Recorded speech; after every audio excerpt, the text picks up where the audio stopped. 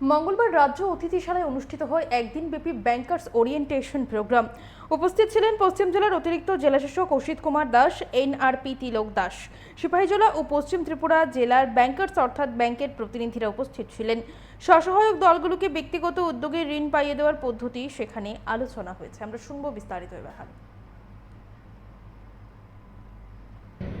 উদ্যোগে যে প্রোগ্রামটা হচ্ছে সেটা হচ্ছে সেলফ হেল্প গ্রুপ যে আমাদের তৈরি হয়েছে এনআরএলএম এর আন্ডারে।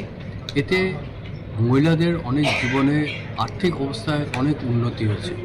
এবার তারা এখন নিজের পায়ে দাঁড়াতে চায়, নিজের মতো কাজ করতে চায়, নিজের মতো এন্টারপ্রাইজ ক্রিয়েট করতে চায়। তার জন্য ব্যাংকের ঋণের প্রয়োজন আছে। তো আজকে আমরা মূলত এটাই বলতে চাইছি ব্যাংক ম্যানেজারদের যে কী করে ওরা মহিলাদের নিজেদের পায়ে দাঁড়ানোর ক্ষমতা বাড়ানো যায়, কী করে ওদেরকে আর্থিক সাহায্য করা যায়। এখন অবধি ওরা গ্রুপ হিসাবে, গোট হিসাবে বা সেলফ হেল্প গ্রুপ হিসাবে সাহায্য করে এসছে। এখন তার থেকে আমরা গ্র্যাজুয়েট হয়ে ইন্ডিভিজুয়াল উমেনদের কী করে সাহায্য করা যায় সেই ব্যাপারে আমরা আলোচনা করতে এসেছি।